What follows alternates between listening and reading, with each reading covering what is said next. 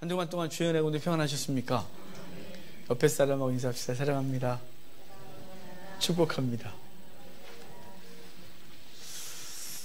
제목이 있습니다. 같이 읽겠습니다. 누가 능히 그 진노를 감당하랴. 아멘. 오늘 우리는 나훔서 전체를 볼 건데요. 나훔서의 배경을 좀 우리가 생각해 보고 그 다음 본문을 봐야겠죠. 이 나훔은 나훔 어디 사람인지 볼까요? 1장 1절이에요. 우리 같이 읽을까요? 니느웨에 대한 경고, 곧 엘고스 사람 나훔의 묵시의 글이라. 니느웨를 쳐서 예언하는데요, 엘고스 사람 나훔이래요. 엘고스가 어딘지 몰라요. 어딘지 지명이 명확하게 모르고 남유다 어디쯤일 것이라는 것만 알아요. 그런데 거기 출신 나훔을 통하여 니느웨에게 말씀을 하는데요, 니느웨는 아수르의 수도죠. 이 니느웨를 쳐서 예언한 사람이 또 한 명 있었어요. 나훔보다 100년 앞선 사람이었어요. 약 100여 년 앞선 사람인데 요나죠. 요나가 니느웨를 쳐서 예언했어요. 심판을. 그런데 니느웨가 회개함으로 하나님께서 니느웨를 살려주시죠. 그 100년 정도 지난 이후에 그 니느웨가 너무 악해져요. 그래서 그 악한 그들을 향하여 심판을 예고하고 어떻게 망할지를 예고하는 게 나훔서예요. 그래서 니느웨를 쳐서 예언한 사람이 2명인데 요나훔 이렇게 기억한다 그랬잖아요. 요나, 나훔 그래요. 그런데 이 니느웨가 사실은 역사 속에 감추어져 있었어요. 니느웨가 멸망하고 그 다음에 세상은 니느웨를 못 찾았어요. 흔적도 못 찾았어요. 나폴레옹도 니느웨 위에서 니느웨를 찾았는데 니느웨를 못 찾았어요. 2번 뒤져보라 그랬는데 유물 하나 발굴되지 않는 거예요. 토기 조각 하나 발굴되지 않는 거죠. 그 땅에서. 그러니까 얼마나 당황스럽겠어요. 그래서 이 기독교계에서도 신학계에서도 요나서하고 나훔서는 실제가 아니라 문학이다 그랬어요. 이거는 실제 사건이다. 왜냐하면 니느웨가 없는데 니느웨를 쳐서 예언하는 게 말이 되냐. 니느웨가 없다. 이렇게 했었단 말이에요. 그런데 1862년에 재미있는 사건이 하나 벌어져요. 이제 유럽이 식민지화하고 막 그럴 때 거기 대사관의 직원으로 한 사람이 오는데 그 사람의 친구가 고고학자였어요. 그 친구가 자기는 못 오니까 거기 네가 가는 그곳이 고대 때 니느웨 땅 같은데 한번 파봐. 지금 좀 주변 좀 파봐. 뭐 좀 나오면 말 좀 해줘. 그런데 이 친구가 전문 고고학자가 아니었어요. 고고학자 같으면 상식이 있잖아요. 고고학계의 상식, 뭐, 한 2, 3m 파보다가 뭐가 없으면 다른 데도 지적거리고 뭐 이런 거 있잖아요. 근데 이 친구 그런 상식이 없으니까 열심히 팠어요. 파보라니까. 그래서 14m 팠어요. 그래서 14m 파넬에 가서 니느웨의 흔적을 발견해요. 그래서 1862년에 기독교가 발칵 뒤집혀져요. 전 세계가. 그래서 지금까지 계속 발굴되고 있는 게 니느웨 땅이에요. 그래서 1862년에 이제, 발굴되면서 요나서와 나훔서는 허구가 아니라 실제 역사 얘기다 라는 것으로 다가왔죠. 그 니느웨 우리 잘 알아요. 우리 현대사에서 너무 잘 아는 땅인데요. 거기가 어디냐면 후세인 맞죠? 후세인 죽었을 때 평화유지군이 이라크를 딱 들어갔어요. 그때 우리나라가 들어간 장소가 있어요. 모술 땅이라고. 그 모술이 니느웨예요. 요새 IS 때문에 시끄러웠던 지역이 있잖아요. 크루드족들이 살던 땅. 그 크루드족이 살던 땅이 모술 땅이에요. 그래서 우리는 종종 TV에서 그 장소를 봤는데 잘 모르는 거죠. 그러니까 그 모술이 고대 때 니느웨예요. 우리나라 평화유지군이 가서 있던 곳이고, 그리고 지금 그 시리아나 이라크나 그쪽 터키 쪽에서 박해를 당하고 살아가는 그 민족이 사는 크루드족이 사는 땅이 주로 사는 땅이 바로 모술 땅이에요. 그 땅에서 벌어진 사건이에요. 그런데 이들이 너무 악했어요. 요나가 갖고 그 심판받을 거라고 40일이 지나면 망한다고 말했는데, 근데 그때 그들이 그 말씀 듣고 왕부터 짐승에 이르기까지 죄를 뒤집어 쓰고 조복을 입고 회개했단 말이에요. 하나님이 그들의 회개를 받으시고 니느웨를 살려주세요. 그런데 그 후 100년이 지나면서 엄청나게 악해지는 거예요. 그 악한 그들을 향하여 그 악에 대하여 심판하는 말씀이 지금 이 나훔서인 거예요. 이 나훔서를 보면 니느웨가 어떻게 무너졌는지를 명확하게 보는데요. 그래서 니느웨가 무너진 걸 보고 이 나운서를 보고 소름이 돋았죠. 니느웨가 어떻게 무너지냐면 니느웨는 티그리스강 상류에 있는 도시였어요. 그 메소포타미아가 강과 강사라는 뜻이잖아요. 그 메소포타미아는 유프라테스와 티그리스강의 사이예요. 근데 유프라테스 강 하류에 우리가 그 유명한 우리 잘 아는 바벨론이라는 도시가 유프라테스 강을 가운데 딱 있어요. 그래서 강이 주변을 둘러서 흐르게 만든 그 성이 바벨론 성이었어요. 근데 그보다 앞섰던 도시가 니느웨예요. 니느웨는 티그리스강 상류에 있어요. 티그리스강 상류에 마찬가지로 강을 끼고 서 있어요. 근데 강을 주변으로 흐르게 해서 이렇게 성을 보호하는 도시였습니다. 기록에 의하면 니느웨 성 높이가 약 30m 정도 했다고 그러는데 믿거나 말거나 같아요. 그러니까 바벨론은 100m라는데 그것도 믿거나 말거나 같고 이건 뭐 봤으니 안 봤으니 알겠습니까? 하여간 그런데 그 높고 그리고 해자가 넓어서 해자가 뭐냐면요 성을 두르고 흐르는 물이에요. 그게 방어수단이었거든요. 넓어서 어떻게 함락하기 힘든 도시가 니느웨였어요. 니느웨가 그 주변을 다 다스리고 있을 때 바벨론도 그리고 지금 바벨론은 이라크, 메디아라고 이란 이쪽 나라들이 조공을 바치고 있었는데 이들이 화가 나지 않겠어요? 고대 때 자기들이 더 잘 살았던 나라인데 니느웨가 갑자기 커갖고 자기들이 조공을 바치고 있으니까 그래서 현재 이란, 이라크 이렇게 말할게요. 메디아하고 바벨론이 연합이 돼요. 느부갓네살과 아미티스라는 공주가 결혼하면서 두 나라가 연합국이 되고 그 연합국이 아수르를 침공하고 니느웨를 함락시키는데요. 니느웨는 그냥 무식하게 돌격 앞으로 해서 무너지는 성이 아니었어요. 그렇게 할 수도 없었고 그래서 너무 크고 그리고 강력했기 때문에 이걸 어떻게 무너뜨렸냐면 그 니느웨 성은 그 해자가 중요한 방어 수단이었어요. 근데 해자를 유지하려면 물이 항상 일정 높이 있어야 됐거든요. 근데 이 티그리스 강이나 유프라테스 강은 이게 범람하는 게 일정하지 않아요. 시기가 일정하지 않고 아무 때나 홍수가 있고 범람을 막 높이 했다가 낮이 했다 난리가 나는 거예요. 우리가 잘 아는 나일강은 범람하는 시기가 딱 결정되어 있어요. 범람하는 높이도 거의 일정하고 그런데 유프라테스나 티그리스는 그렇지를 못해요. 그러니까 그 강변에 성을 만들고 강물을 옆에 흐르게 하는 그들은 강물이 중요한 방어 수단이기도 했지만 강물이 잘못해서 범람을 하면 흑벽돌로 만들었던 그들의 성은 그 물 때문에 무너지는 거예요. 그래서 그들이 고민했던 게 뭐냐면 그 강 상류의 모든 지류마다 다 댐을 만들었어요. 그 댐을 만들어서 그 비가 많이 오면 댐을 닫아서 물을 저장했고 비가 안 오면 그 물을 일정하게 흘려서 해자 높이를 유지했어요. 아주 중요한 것이었죠. 나름 과학적이라고 생각했어요. 그런데 그게 그들에게 아킬레스였어요.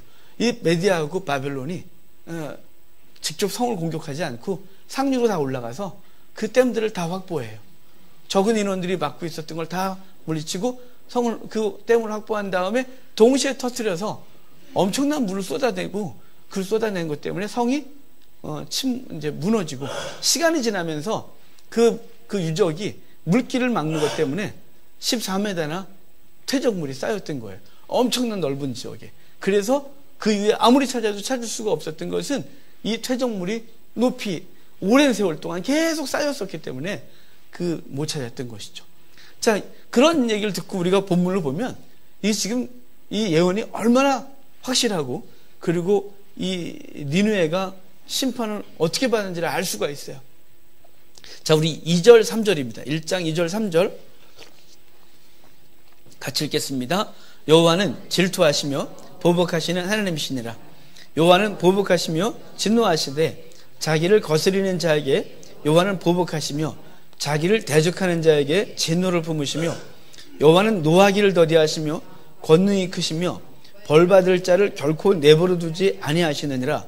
여호와의 길은 회오리 바람과 광풍에 있고 구름은 그의 발에 티끌이로다. 아멘.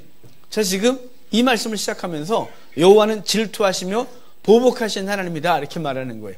질투하시며 보복하신 하나님이다 그렇게 말해놓고 저 뒤에 가면 3절 보면 여호와는 노하기를 더디하시며 권능이 크신데 벌받을 자를 결코 내버려 두지 아니하신다 이렇게 말해요. 자, 지금 이스라엘은 북이스라엘은 아수르에게 멸망을 했고 남유다는 유린을 당해요. 사네립이 와서 다 침공을 해서 다 뺏어가고 예루살렘의 성전에 있는 금까지 뺏겨줘야 됐어요. 벗겨서 줘야 됐고, 그리고 다 망하게 했었어요. 하지만 하나님께서 그 군사를 18만 5천 명을 한 방에 죽이시고 사네립이 본국에 들어가서 자기 아들한테 암살을 당해 죽고, 그 이후로 아수르는 쇠락기기를 걷지만요 여전히 강국이었어요. 그런 그들을 향하여 하나님은 이렇게 말하는 거예요. 나는 질투한다. 나는 보복한다. 내게 범죄한 그들을 내가 영원히 사하진 않는다. 내가 오래 참지만, 내가 그것을 품고 있지만, 내가 오래 참지만 영원히 참지는 않는다. 내가 반드시 그 죄 지은 자를 심판할 거라고 말씀해 주시는 거예요. 여러분, 하나님은 지금 누굴 통해 말하는 거예요? 나훔을 통해 말씀하시는데, 나훔의 이름의 뜻이 뭐냐면 위로예요. 위로. 하나님이 그 백성을 위로하는 거예요. 아수르를 위로하는 게 아니라 이스라엘을 위로하는 거죠. 자, 지금 이스라엘은 니느웨 때문에 엄청난 고통을 당했어요. 북이스라엘은 다 흩어졌습니다. 혼혈족이 됐고 사마리아는 혼합 종교가 됐어요. 남유다는 예루살렘을 달랑당고 다 망했었고, 예루살렘도 망하기 직전까지 버티다가 하나님의 놀라운 은혜로 그 18만 5천 명이 죽고 아수르는 퇴각했던 거예요. 그러니까 그 백성들은, 이스라엘은 아수르가 심판을 받아야 위로가 되는 거죠. 아수르가 망해야 그 백성들이 그로부터, 그 압제로부터, 그 위협으로부터 구원을 받는 것이에요. 그게 하나님의 위로다 이 말이에요. 그러니까 대적을 심판하는 이유는 그 백성을 거기서 구원하신 거예요. 그 백성을 향한 위로이죠. 그 위로라는 이름을 갖고 있는 사람이 성경에 또 한 명 있어요. 우리가 잘 아는 느헤미야예요. 느헤미야와 나훔이 어떻게 똑같냐? 느헤미야는 나훔 플러스 야예요. 여호와.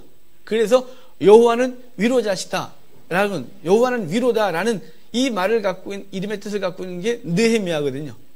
그는 어떻게 위로하냐면, 그보다 먼저 왔던 에스라가 그 백성에게 와서 신앙을 회복하려고 하다가 도리어 엉망이 되어져요.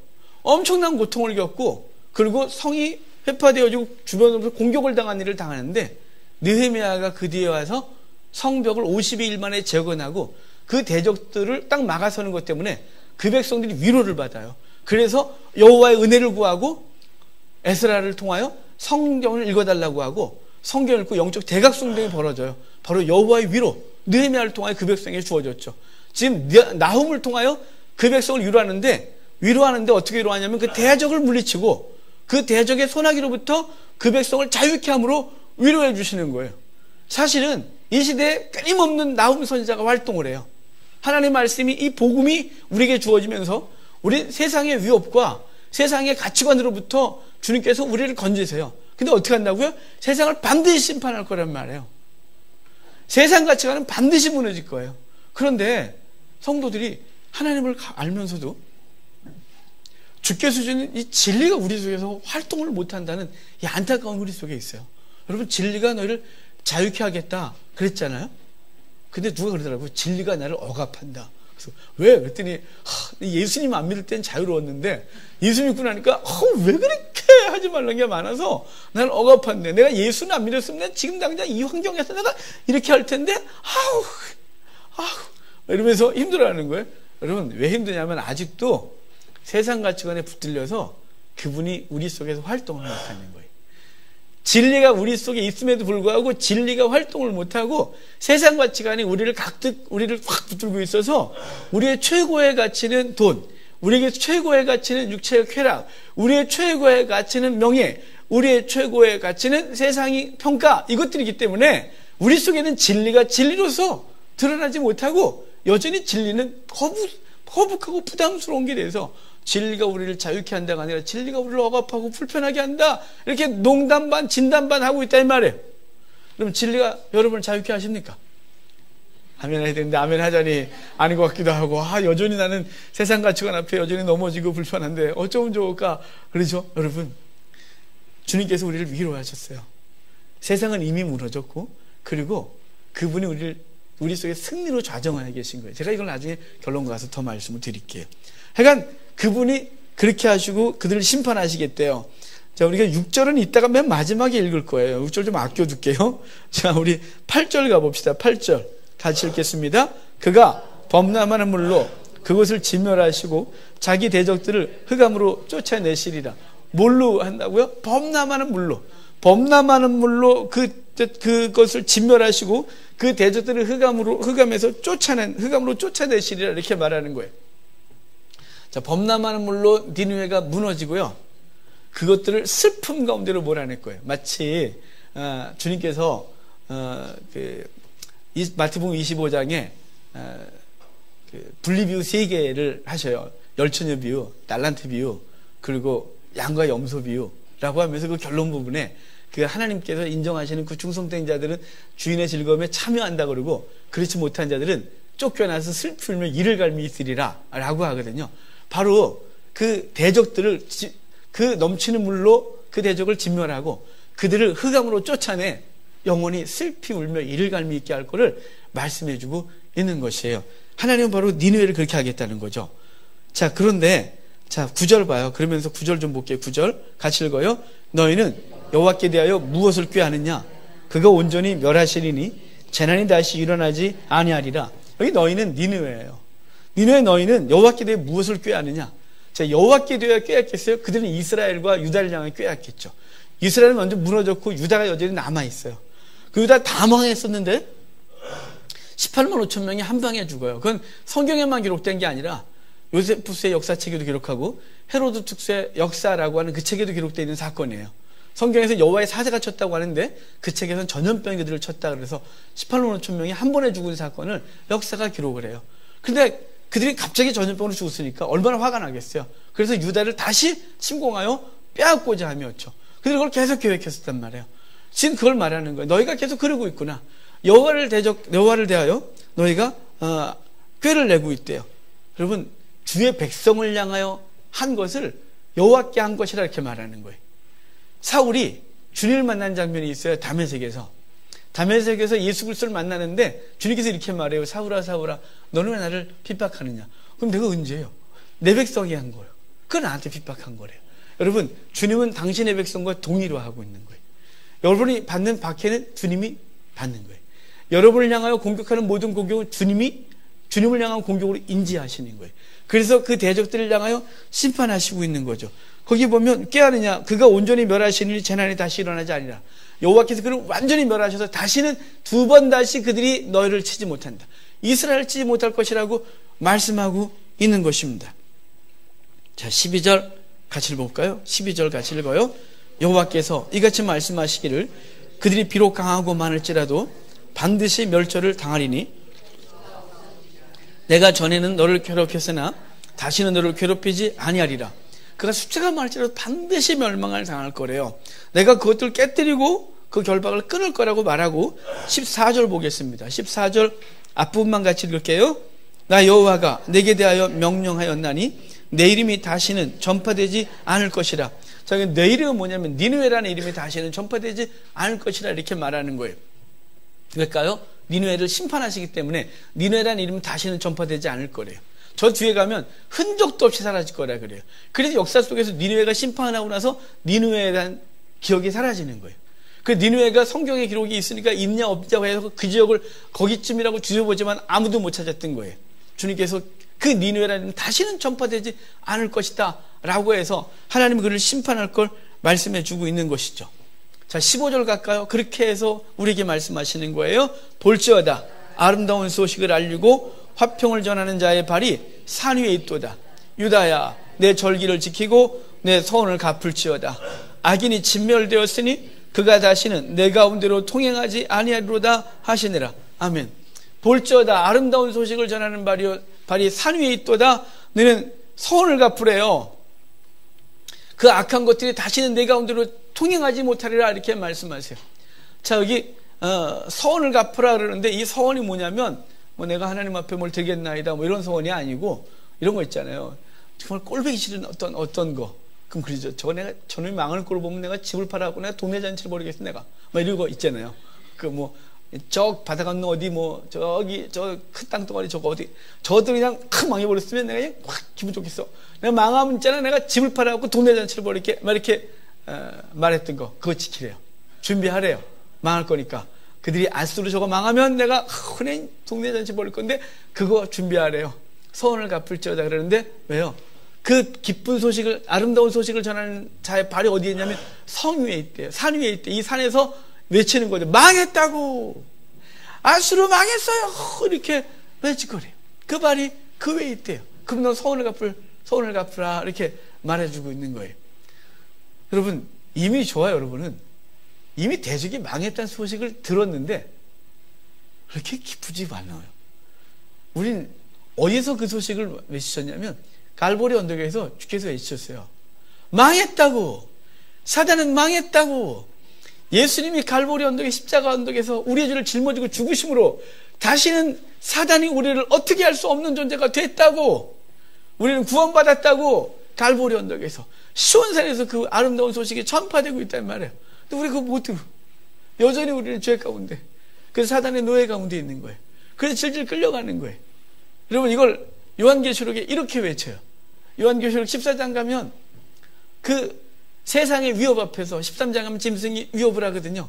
그래서 짐승에 절하지 아니하면 육육유표를 받지 못해서 거래도 할 수 없고 세상에서 가난하게 살 수 있고 잘못하면 죽을 수도 있고 막 위협을 하는 거예요.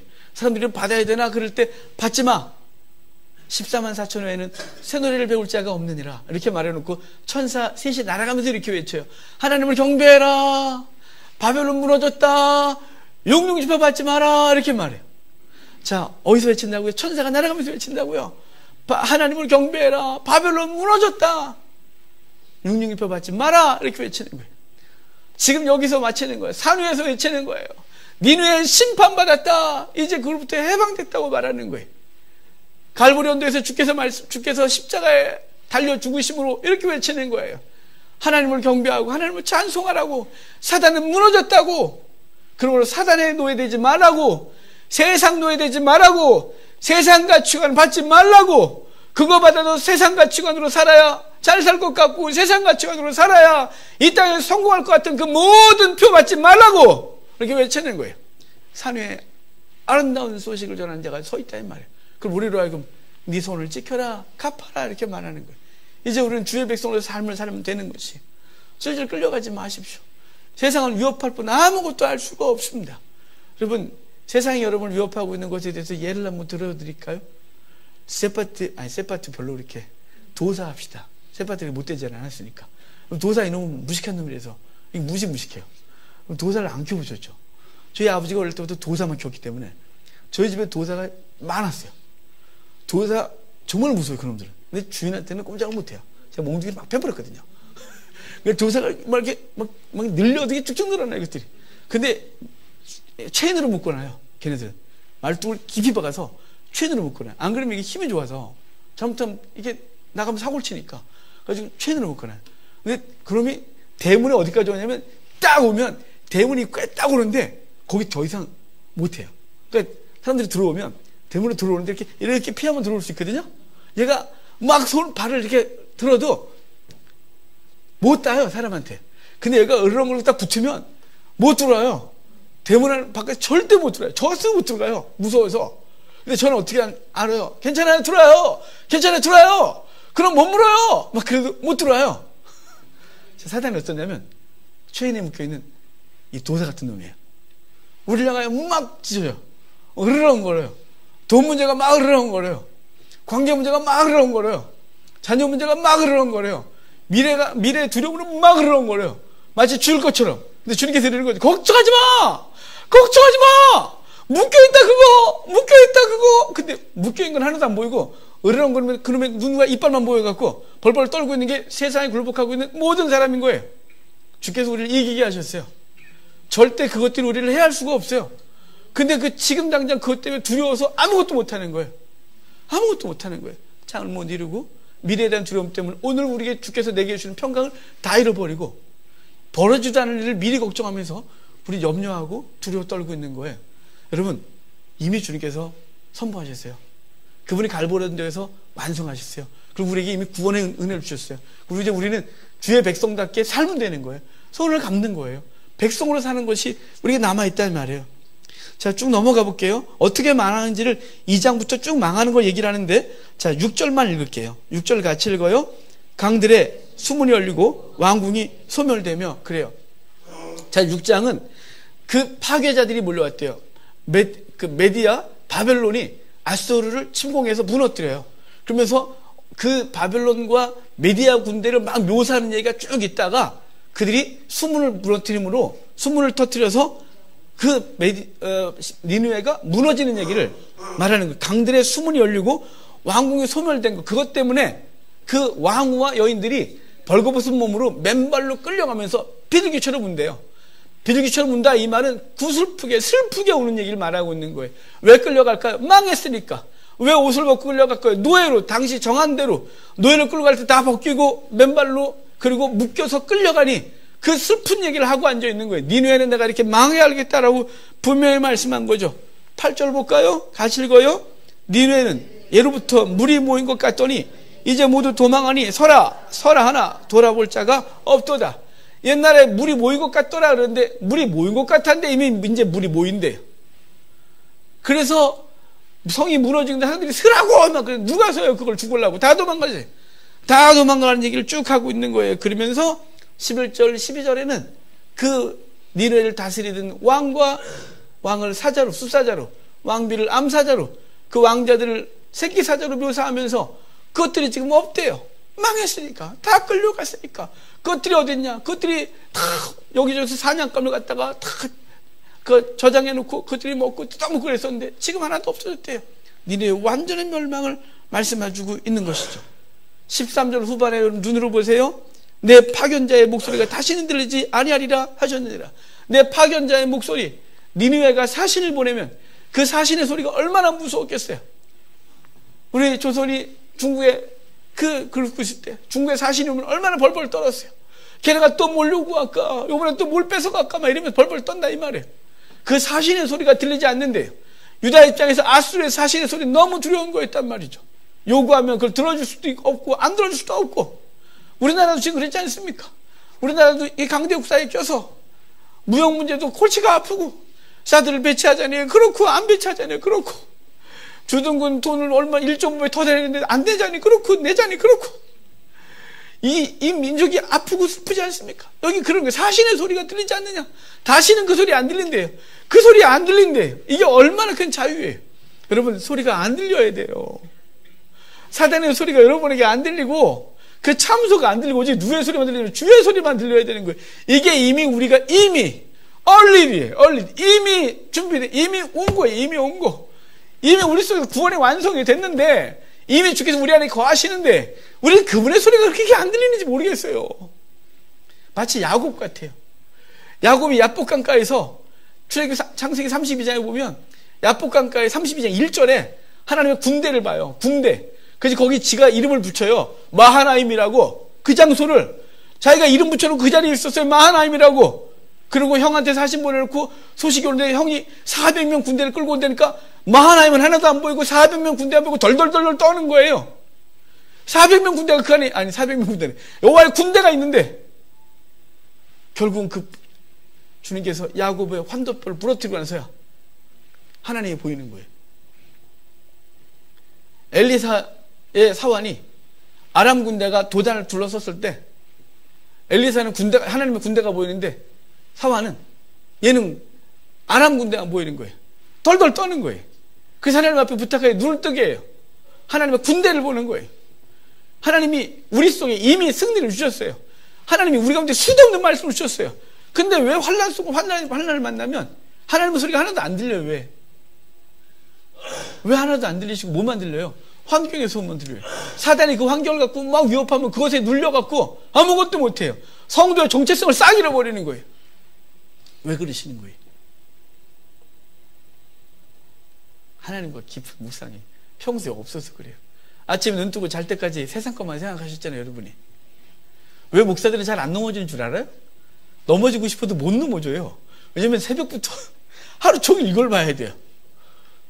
저는 가끔은 이렇게 하면 은혜가 안 되겠지만 아침에 이거 하고 낮에 하루 종일 이거 하고 저녁에 자기 전에 또 내일 거 이거 하고 눈 뜨면 이거 하고 하루 종일 이거만 봐요.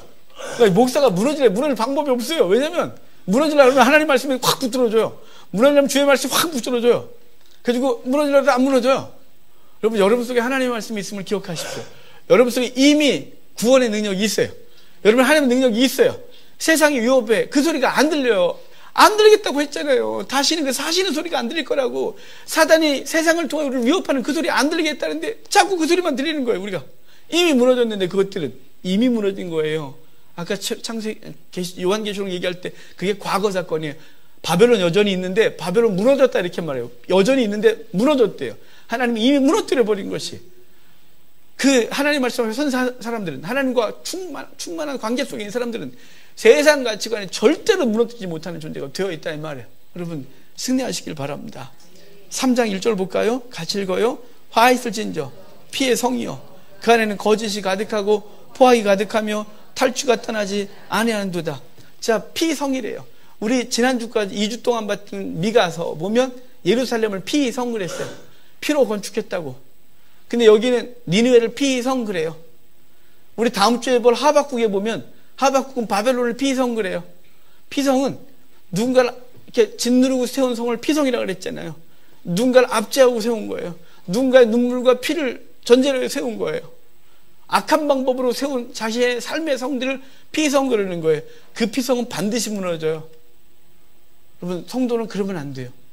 성도는 절대로 피성을 세우면 안 되는 거예요. 여러분, 우리 3장 19절 한번 봐볼래요? 맨 마지막에 볼 거였지만 먼저 봅시다. 3장 19절 같이 봐요. 내 상처는 고칠 수 없고 내 소식을 듣는 자가 다 너를 보고 손뼉을 치나니 이는 그들이 항상 내게 행패를 당하였음이 아니더냐 하시니라. 행패당했대요. 그러니까 니느웨를 무너뜨린 건 니들이 행패했대요. 힘없는 민족한테 가서 행패를 부렸대요. 얼마나 잔인했다고 말했죠. 애들은 포를 잡으면 껍데기로, 사람은 산채로 껍데기 벗겨 죽이고, 임신부는 배를 갈라 죽이고, 어린아이들은 다리를 잡아갖고 머리를 바닥에 쳐서 뇌를 흘려서 죽였어요. 사람들을 끔찍하게 했어요. 정말 잔인했어요. 그 부조가 그대로 있어요. 지들이 한 짓을 다 그려놨어요. 이렇게 돌에다가. 이 못된 것들, 여기 행패를 부렸다. 내가 그래서 심판한다고 말하는 거예요. 여러분, 성도는 행패 부리지 마십시오. 성도는 갑이기를 바라는데요, 갑질을 하시면 안 돼요. 행패 부리는 거예요. 하나님께서 주신 힘은 갑질하러 주신 게 아니에요. 그 힘은 자신 안에 많은 사람에게 그늘을 제공하고 삶을 도와주고 그러라고 주신 거예요. 근데 성도가 하나님께서 받은 복을 갖고 갑질을 하고 여기 행패를 부리면 하나님은 그 성도를 징계하시죠. 성도는 지옥 가지 않지만 하나님은 영원히 참지 않는다 그랬잖아요. 그분이 오래 참으실 분, 그분이 영원히 참지 않아요. 반드시 징계 채찍을 드는 거예요. 여러분, 우리 하나님께서 여러분에게 복을 주시길 바라고, 그래서 갑이 되십시오. 하지만 갑질하지 마시고 하나님 주신 것을 갖고 어떻게 주를 섬기고 이웃을 섬길까를 고민하면서 자신에게 주신 세상의 권위와 재물과 능력은 섬기라고 주신 도구인 줄 알고 열심히 그러셔야 돼요. 이거 하면 안 되는 거예요. 이게 피성을 세우는 거예요. 성도는 절대 이 소리 들으면 안 되는 거예요. 절대로 안 되는 거예요. 그 악한 세상을 향하여 심판하고 있는데요. 자, 4절 볼까요? 4절 좀 봐요. 3장 4절 앞으로 가서 같이 읽겠습니다. 이는 마술에 능숙한 미모의 음녀가 많은 음행을 함이라. 그가 그의 음행으로 여러 나라를 미혹하고 그의 마술로 여러 족속을 미혹하느니라. 자, 음녀가 음행을 하게 하고 미혹하고 마술을 부린대요. 이게 마술도 2번 단어가 반복되고요. 그 다음에 미혹이라는 단어도 2번 반복되고요. 음행이라는 단어도 2번 반복돼요. 근데 음녀가 그 짓을 한대요. 거기 보면 능숙한 미모의 음녀가, 아우, 얼마나 예쁜 분의 남자들이 다 넘어가겠어요. 능숙한 미모의 음녀래. 대체 어떤 여자일까요? 자기가 능숙한, 그렇다고 목사 같은 거 애절에 그러지 마세요. 능숙한 미모의 음녀가 마술을 부린대요. 그리고 그 마술을 통해 미혹을 한대요. 그리고 그것을 넘어가서 사람들이 음행을 저지른대요. 자, 지금 아수르를 말하는 거예요. 아수르는 어떤 음녀일까요? 힘이라는 음녀죠. 그 힘이란 것으로 미혹을 해요. 그래서 많은 사람들이 그 앞에 무릎 꿇고 동맹을 맺고 그 힘을 의지하여 뭔가를 하려고 하죠. 그럼 당연히 동맹 맺으면 그들의 신을 선택하고 그래야 되겠죠. 근데 그게 마치 마술 같은 거예요. 그것에 막 넘어가는 거죠. 그렇게 막 넘어가는 거예요. 왜 나는 그 능숙한 미모의 여인만 보면 넘어갈까? 뭐 이런 것처럼 여기 능숙한 미모를 갖고 있는 아수르의 힘에 넘어가는 거예요. 유다가 그랬어요. 그래서 유다는 유다의 죄를 지적할 때 그래요. 야, 호세와 고멜 사이에서 말하기를, 야, 다른 사람들은, 다른 여자들은, 창녀들은 돈 받고 하는데 어떻게 너는 돈 줘가면서 하니?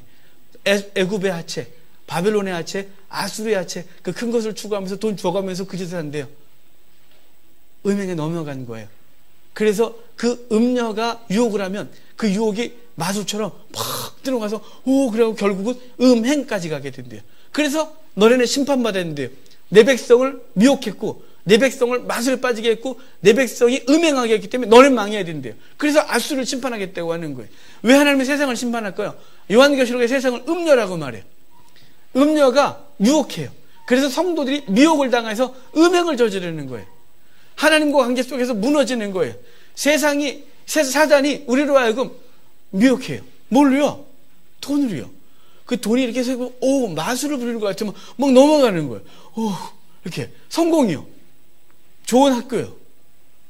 좋은 관계요. 뭐 이런 것들이 다 우리로 하여금 우리를 미혹하고 마치 마술에 빠진 것처럼 이성을 잃게 해요. 성경은 절대 그게 아니라고 말하는데 하나님 말씀 앞에서 수도 없이 들었음에도 불구하고 세상에 나가면 그것이 미혹을 하면 마치 마술에 빠진 사람처럼 그 거짓을 믿는 거예요. 결국은 음행을 하는 거죠. 그래서 하나님 앞에 책망을 받는 존재가 되는 거예요. 여러분, 사단이 우리를 유혹하는 것에 제발 좀 넘어가지 마십시오. 이게 그것이 좋아 보일 때가 있어요. 돈이 나쁘지는 않잖아요. 돈 자체가 나쁩니까? 나쁘지는 않습니다. 돈이 없어서 힘이 들 때가 참 많습니다만, 높은 자리에 올라가는 게 나쁜 겁니까? 정당한 방법으로 높은 자리에 가십시오. 사업을 하는 게 나쁜 겁니까? 정당한 방법으로 사업을 하십시오. 유명해지십시오. 하지만 그것이 죄짓게 하는 도구가 되거나 죄를 지으면서 누군가에게 행패를 부리고 피 흘리게 해서 거기 가는 건 그건 이미 미혹된 거고 마술에 빠진 거고 음행한 거예요. 하나님 절대 그걸 내버려 두지 않고 징계하실 겁니다. 그 세상의 유혹에 넘어갔기 때문에 그래요. 음녀가 심판을 받을 때 그와 함께한 음행을 한 그들도 심판받을 줄 기억하셔야 돼요. 주의 백성들은 제발 좀 거기서 벗어나셔야 되는 거죠. 자, 8절 볼까요? 8절 한 절 같이 읽어요. 내가 어찌 노아몬보다 낫겠느냐? 그는 강들 사이에 있으므로 물이 둘렸으니 바다가 성루가 되었고 바다가 방해벽이 되었으며. 아멘. 이게 너가 어찌 노아몬보다 나을 수 있냐 그러는데 니느웨가 노아몬보다 나을 수가 없다 이렇게 말해요. 노아몬이 어디냐면 우리가 알고 있는 노아 그분하고 관계 있는 도시가 아니에요. 노아는 애굽의 수도예요. 옛날 고대 때 애굽의 수도가 두 개였어요. 이집트를 상이집트, 하이집트로 나누거든요. 통일 이집트가 되기 전에. 상이집트는 상류고 당연히, 하이집트는 하류죠. 그러니까 우리는 상은 위쪽에, 하는 아래쪽인데 이집트는 저 상류가 아프리카 중부에 있고요. 하류는 지중해 쪽으로 있어요. 거꾸로 올라가죠. 이렇게 지도를 보면. 하여간 나일강 삼각주에 있는데 수도가 멤피스였어요. 그걸 노비라 그래요, 성경에서. 근데 상이집트, 그러니까 나일강 줄기, 저 아프리카에서 쭉 오는 나일강 줄기의 수도가 테베예요. 이 테베를 우리 성경에서 노아몬이라고 말하는 거예요. 그러니까 이 노아몬을 말한 이유는 뭐냐면요, 아수르가 이집트를 침공해서 그 하이집트를 다 나일강 삼각주 부분을 다 먹고 그리고 멤피스도 점령을 하고 그 위로 올라가서 그 테베까지 점령한 거예요. 그 테베를 노아몬 그러는데 그 이집트는 성을 흑벽돌로 만들었거든요. 그 성 노아몬을 무너뜨리고 나서 일정 시간이 지나니까 나일강이 범람을 해요. 범람을 하면서 그 흑벽돌이 무너지기 시작하죠. 그래서 그 성을 얘기를 하면서 그러는 거예요. 야, 니느웨, 니네가 무너뜨렸던 노아몬보다 나을 것 같아. 야, 너네 흑벽돌로 만들었잖아. 강변에. 야, 반드시 무너질 거야. 노아몬보다 더 처참하게 무너질 거야. 이렇게 말하는 거예요. 그래서 노아몬은 그 당시에 가면 흑벽돌 흔적이라도 있었는데 니느웨는 흑벽돌 흔적도 없이 사라지게 되는 거예요. 하나님이 반드시 무너지겠다는 거예요. 사단을 반드시 흔적도 없이 사라지게 할 거예요. 사단은 무적행에 영원히 가둘 거예요. 갈보리 언덕에서 이미 가두셨지만 잠시 놓아 사단의 일을 하게 하고, 하지만 하나님 최종적인 재림과 함께 그 모든 사단을 완전히 흔적도 없이 사라지게 하실 그 하나님의 역사가 있음을 믿고 사단에게 미혹당하지 마십시오. 자, 한 군데만 더 읽고 끝날게요. 17절이에요. 이 얘기를 똑같이 해요. 17절 같이 읽어요. 내 방백은 메뚜기 같고 너의 장소들은 큰 메뚜기 떼가 추운 날에는 울타리에 깃들었다가 해가 뜨면 날아간 것 같으니 그 있는 곳을 알 수 없도다. 자, 지금 이러는 거예요. 메뚜기가 앉았다가 날아간 곳을 찾을 수 있어? 돋보기 갖고 찾나? 못 찾지? 니느웨 너네가 있었던 흔적을 영원히 사라지게 할 거야. 마치 메뚜기가 앉았다가 사라진 것처럼 거기 흔적도 없게 할 거야. 그래서 흔적도 없게 망한 니느웨를 예언하는 이 나훔서예요. 이걸 후대에 그 니느웨가 발굴되고 이걸 보면서 얼마나 소름 끼쳤겠어요. 이 말씀이 사실이었구나. 이 말씀대로 그들이 망했구나 라고 알게 되는 것이죠. 근데 오늘 제목이 뭐예요? 누가 능히 그 진노를 감당하랴 예요. 자, 1장으로 넘어갈까요? 1장 6절 다시 봐요. 1장 6절이 오늘 주제예요. 같이 읽어요. 누가 능히 그의 분노 앞에 서며 누가 능히 그의 진노를 감당하랴. 그의 진노가 불처럼 쏟아지니 그로 말미암아 바위들이 깨지는도다. 자, 누가 능히 그의 분노 앞에 서며 누가 능히 그 진노를 감당하랴 이렇게 말해요. 두 번 비슷한 거 반복하죠. 아무도 감당할 수가 없다를 강조하고 있는 거예요. 여호와의 진노 앞에 누구도 설 수 없다. 여호와의 심판 앞에 누구도 설 수 없다 이렇게 말하는 거예요. 죄 가운데 있는 모든 인류는 하나님께서 심판하신다 이 말이에요. 그럼 우리 다 끝나냐? 아니에요. 자, 요한계시록 6장 한번 가볼까요? 성경 맨 뒤에 요한계시록 6장이에요. 요한계시록 6장 12절부터 17절이에요. 요한계시록 6장 성경 맨 끝에 요한계시록 6장 12절부터 17절까지 볼 건데, 자, 16절 17절만 볼게요. 같이 읽어요. 산들과 바위에게 말하되 우리 위에 떨어져 보좌에 앉으신 이의 얼굴에서와 그 어린 양의 진노에서 우리를 가리라. 그들의 진노의 큰 날이 이르렀으니 누가 능히 서리오 하더라. 자, 지금 요한계시록 맨 마지막에 이래요. 여기 6장에 6개 인이 떨어지는데 6번째 인이 떨어졌을 때 하나님께서 이 땅을 심판하신 얘기를 해주고 있는 거예요. 다 심판하겠다는 거죠. 땅이 말리고 뭐하고 무화과가 막 떨어지고, 아직 사실은 우리가 안 봤지만 나훔서에도 니느웨의 심판을 말할 때 니느웨가 큰 바람에 떨어지는 것처럼 떨어지겠다는데 여기 똑같은 얘기를 해요. 그러면서 지금 상인들, 장군들, 임금들, 자유인들 모든 사람들이 바위와 동굴에 숨어서 산하 바위와 우리에게 쏟아져라 라고 말하면서 어떻게 누가 하나님의 보좌에 앉으시니와 어린 양의 진노 앞에 설 수 있느냐 이렇게 물어요. 조금 아까 누가 제목이 뭐라고요? 누가 능히 그 진노를 감당하랴. 여기서 요한계시록 들은 거예요. 누가 하나님의 보좌에 앉으신 하나님과 어린 양의 진노 앞에 설 수 있느냐 이렇게 묻고 있는 거예요. 못 가요. 아무도 못 서. 그 죄 가운데 모두 다 심판받아. 그래서 그러면 알았어요. 그래서 심판하려고 7장에 딱 바람 불라 그러니까 하나님께서 가만히 있어봐. 움직이지 마. 그래 놓고 하나님 구원하는 자를 말씀하세요. 자, 7장 봐요. 3절. 7장 3절 같이 보겠습니다. 같이 읽어요. 이르되 우리가 우리 하나님의 종들의 이마에 인치기까지 땅이나 바다나 나무들을 해하지 말라 하더라. 어린 양의 진노 앞에 누가 서겠냐? 여호와의 진노 앞에 누가 설 수 있느냐? 여호와의 진노 앞에 능히 설 수 있는 자가 누구냐? 그랬을 때 설 수 있는 자가 있어요. 그들의 우리의 모든 행위는 심판받아 마땅하나 어린 양의 보혈로 우리를 인치는 거죠. 하나님의 종들이 인칠 때까지 하지 말아요.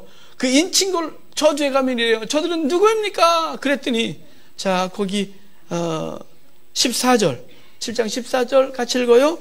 내가 말하기를 내 주여 당신이 아시나이다 하니 그가 나에게 이르되 이는 큰 환난에서 나오는 자들인데 어린 양의 피에 그곳을 씻어 희게 하였느니라. 자, 누가 그분의 진노 앞에 설 수 있냐면 어린 양의 보혈로 그것을 희게 하여 그 죄가 씻음 받은 사람들, 그들은 주 앞에 설 수 있다 이렇게 말하는 거예요. 여러분, 그분의 진노 앞에 누가 서냐면 구원받은 모든 사람들, 어린 양의 보혈로 그 죄를 씻은 사람들이 서는 것이에요. 우리의 구원은 누가 그분의 진노 앞에 설 수 있느냐? 예수 그리스도를 믿는 모든 사람이 설 거예요. 여러분, 여기서 그렇다고 너무 자유하지 마십시오. 하나님은 우리의 죄를 영원히 보고 계시지 않아요. 당신의 자녀들의 죄를 책망하세요. 왜냐하면 그 당신의 자녀들을 자녀 삼기 위하여, 그 자녀 되기 위하여 하나님은 절대로 이 땅에서의 죄들에 대하여 저 영원한 나라에서 심판이 아니라 이 땅에서 교훈을 삼기 위하여 징계의 채찍이 있어요. 그러므로 피성 세우거나 악을 행하거나 흉악한 짓을 하면 안 되는 거예요. 성도는 행패를 부리면 안 되는 거예요.